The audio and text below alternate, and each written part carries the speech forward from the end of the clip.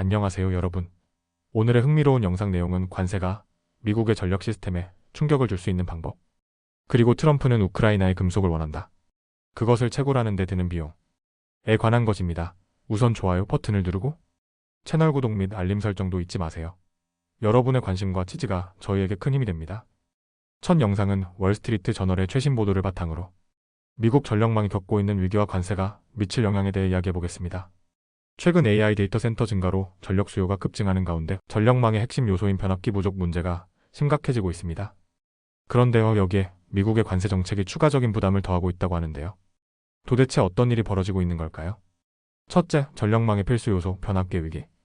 전력망을 안정적으로 운영하려면 변압기가 꼭 필요합니다. 변압기는 발전소에서 생산된 전기를 가정과 공장으로 보낼 때 전압을 조정하는 역할을 합니다. 또한 새로운 풍력, 태양광, 천연가스 발전소가 추가될 때도 추가적인 변압기가 필수인데요. 문제는 현재 변압기 공급이 이미 부족한 상황이라는 것입니다. 내셔널 리뉴어블 에너지 레보러토리 보고서에 따르면 현재 사용 중인 배전 변압기의 55%가 33년 이상 된 노후 설비. 2050년까지 변압기 용량을 최대 260% 늘려야 수요를 충족 가능.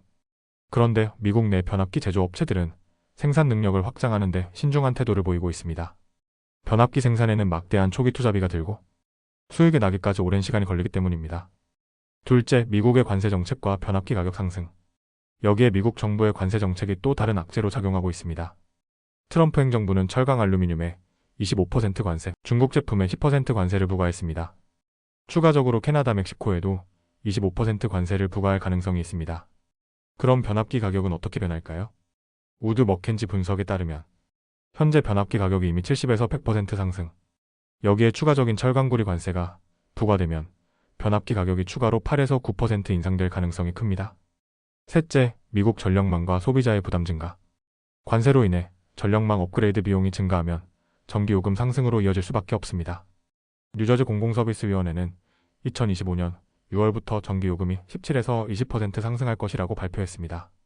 미국 노동통계국에 따르면 지난 5년간 전기요금이 연평균 5.7% 상승했으며 앞으로도 계속 오를 전망입니다. 특히 AI 데이터 센터의 확장과 함께 전력 수요가 폭발적으로 증가하면서 전력망 확충, 비용 부담이 더욱 커지고 있습니다. 넷째, 관세 정책, 미국 경제에 어떤 영향을 미칠까?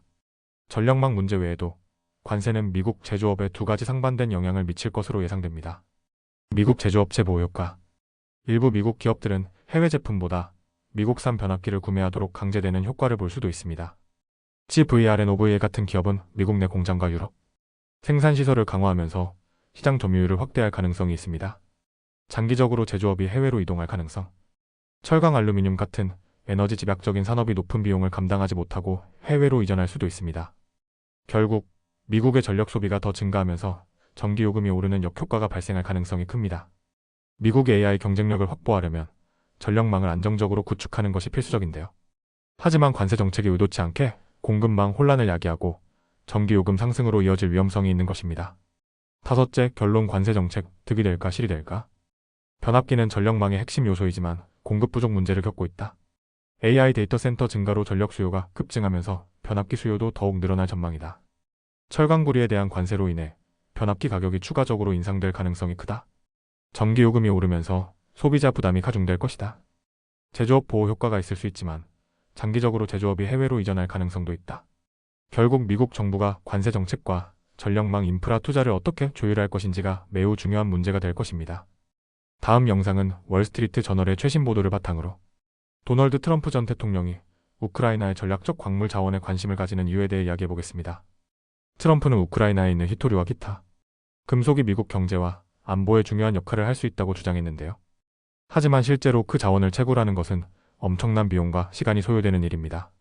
과연 우크라이나의 금속이 미국에 어떤 의미가 있는지, 또 현실적으로 채굴이 가능할지 분석해 보겠습니다.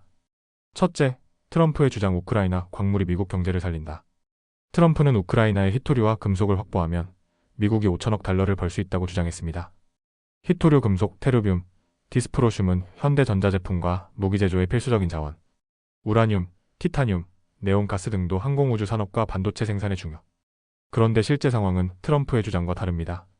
우크라이나는 전쟁으로 인해 대규모 채굴이 어려운 상황. 채굴과 가공에는 막대한 투자비와 시간이 필요. 중국, 카자흐스탄 같은 나라가 이미 시장을 장악.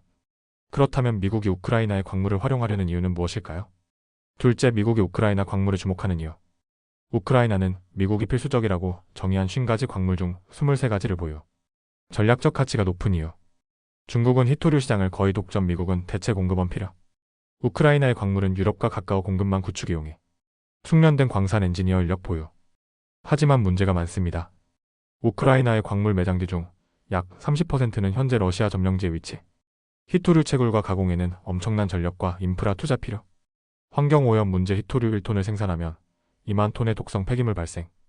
결론적으로 미국이 단기간에 우크라이나의 히토류를 확보하는 것은 어렵고 장기적인 전략이 필요합니다. 셋째, 우크라이나 전후 재건과 광물 산업의 가능성. 우크라이나가 채굴을 바로 시작하기 어려운 이유. 전쟁으로 에너지 부족 심각. 투자자들이 전쟁 지역에서 장기 투자하기 어려움. 채굴과 가공에 필요한 전력 부족. 그러나 우크라이나는 전쟁 전에도 중요한 광물 생산국이었습니다. 티타늄 세계 공급량의 약 15%. 우라늄 러시아, 카자흐스탄 의존도를 줄이는 대체 공급원. 네온 가스 반도체 생산에 필수적. 그러나 전쟁 이후 생산량 3분의 1 감소. 전후 우크라이나가 경제를 재건하면서 광물 산업을 키울 가능성은 충분하지만 단기간에 미국 경제를 살릴 만한 역할을 하기는 어렵습니다. 넷째, 결론. 트럼프의 구상은 현실적으로 가능할까? 트럼프는 우크라이나 광물이 미국에 막대한 이익을 가져올 것이라고 주장했지만 현실적으로 채굴과 가공에는 오랜 시간과 막대한 비용이 필요. 전쟁으로 인해 당장 우크라이나의 광물을 확보하는 것은 어려움.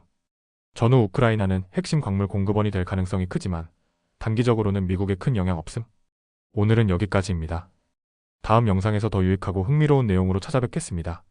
이 영상은 투자 의견이 아닙니다. 매우 감사합니다.